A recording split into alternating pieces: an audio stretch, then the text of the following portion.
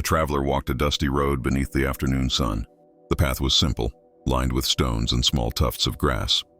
He walked quickly, his mind racing with thoughts of work undone, conversations unfinished, the weight of tomorrow pressing against today. Then it happened.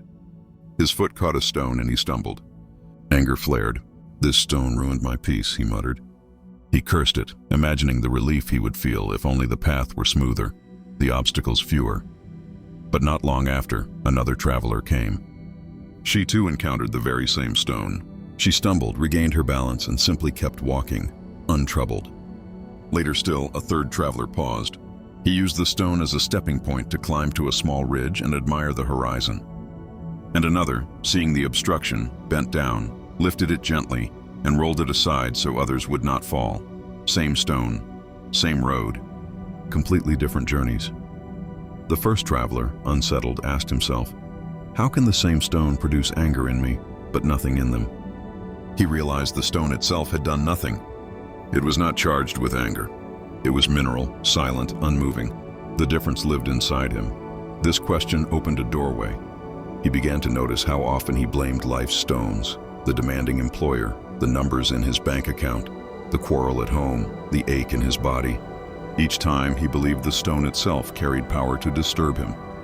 But again and again he saw the disturbance lived in the relationship between his mind and the event, not in the event itself.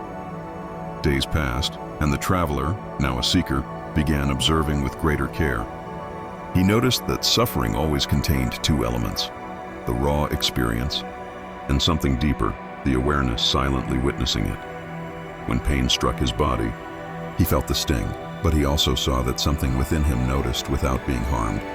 When anger rose like a storm, awareness observed the storm but was not swept away. When worry pulled his thoughts into spirals, awareness still sat quietly, unentangled. He began to sense, "This awareness is my true nature." It was like the sky, vast and still, while storms of thought and emotion passed through. But then came the great mistake. He saw how awareness, forgetting itself, slipped into identifying with what appeared. It thought, "I am this anger. I am this sadness. I am this story." This identification hardened into a structure called me, the ego, a fragile bundle of memories, roles, and expectations that constantly demanded life to bend to its wishes. The seeker noticed how the ego cried out when it didn't get recognition, when safety felt threatened, when pleasure slipped away. Yet he also saw that this ego was like a mirage, strong when fueled by thought, but dissolving into silence the moment thought subsided. One night, the seeker asked himself, "Where do I end and the world begin?" He touched his skin, thinking this must be the border. But breath moved freely across it. Air, food, water all flowed in and out. Sounds, sights, sensations poured endlessly through. The boundary between inner and outer seemed porous, perhaps even unreal. He realized, everything I have ever experienced, color, sound, taste, memory, has appeared inside my awareness. I have never touched anything outside it. The world, as he knew it, was entirely within consciousness. It was as if he were a dreamer, creating a dream world and then becoming lost in it, forgetting he was the dreamer. The dream characters, the dangers, the victories, all were made of his own mind. Upon waking, he saw they were nothing but himself. Could waking life be the same? He began to suspect so. Life continued, offering new stones. A coworker sent a harsh email. Instantly, the mind translated pixels on a screen into a personal attack. His chest tightened. Thoughts whirled. They don't respect me. They want to undermine me. But then he paused. He saw the interpretations as his own additions, not facts. He returned to awareness. The email became what it always was, words on a screen, requiring perhaps a practical reply but not a psychological war. From this place, his response softened. Sometimes he wrote back with clarity. Sometimes he ignored it. Once, he even replied with unexpected kindness, transforming the entire relationship. Every situation became a practice ground. Family disagreements, financial uncertainty, health concerns, all revealed themselves as raw material, neutral, until his mind spun them into suffering. He began to see how victimhood itself was a fiction.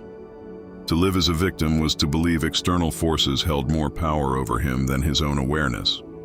But if everything appeared within consciousness, how could he be its victim? A dreamer cannot be harmed by a dream character. This realization did not make him cold. In fact, it opened his heart. He saw that every person's suffering arose from the same mistake he had made, mistaking temporary activity for true identity. Compassion flowed, no longer as a duty but as recognition. When others hurt, he could listen deeply without becoming trapped in their stories. He could act with care without absorbing their storms. Still, the mind was restless. Walking, eating, lying in bed, it never stopped talking. It feared silence as if silence meant death. So it filled every gap with memories, plans, worries, commentary. At first he tried to silence it by force, only to create more conflict. Then he discovered something gentler. He could let the mind chatter, but not feed it with identification. Slowly he saw the voice for what it was: weather passing over the sky. In moments when thought fell silent on its own, he discovered something astonishing. A vibrant stillness arose, full of clarity and freshness. It was not produced by effort, but by the absence of effort. This silence became his teacher. Gradually, his life shifted. Tasks got done: emails, meals, conversations, but without the heavy narration of me succeeding, me failing, me being admired, me being misunderstood. Life unfolded lighter, closer to play. Even conflict transformed. Once, when someone spoke harshly, the words landed like rain, felt but passing through open space. If a response was useful, it arose naturally, free from resentment. If no response was needed, silence closed the moment. He was not detached, but more intimate with life than ever. Music, companionship, landscapes, all tasted richer because nothing interrupted with commentary. Old patterns did return. The ego whispered, "You failed. You're back where you started." But he learned to treat even this as another passing weather pattern. He stopped analyzing why. He simply returned to awareness as one resets a compass.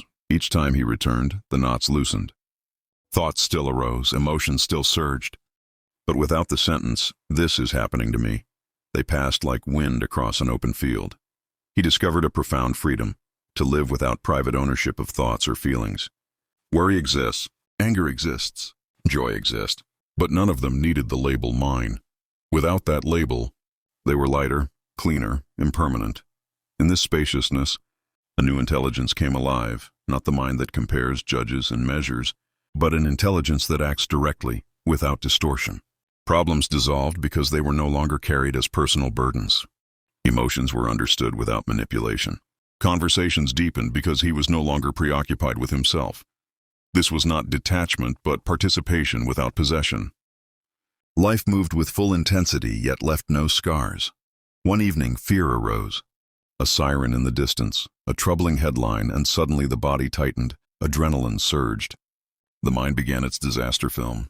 But he remembered. The fear was real, the movie was not. He returned to breath, to the soles of his feet, to the present ground beneath him. The panic subsided. Action became possible again, clear, calm, precise. He saw that acceptance was not resignation, but honesty. To admit what exists right now is the only place from which intelligent action flows. Years later, he returned to that same road where his journey had begun. The stone was gone, perhaps moved by another traveler long ago. But he smiled. He knew the lesson was never in the stone. It had always been in him. Life continued to offer stones, unexpected challenges, harsh words, moments of fear, but he no longer mistook them for enemies. They were invitations, each one pointing him back to the silent awareness that was never touched. He realized, awareness is like the open sky. Thoughts, emotions, and problems are weather, storms that pass, clouds that drift, rains that nourish, winds that howl. But the sky remains untouched, infinite, free, and so he walked on, lighter than before, carrying nothing yet, holding everything in the vastness of being. Thank you for watching. Like, subscribe, and leave a comment. Let me know where you're from. I would love to hear from you.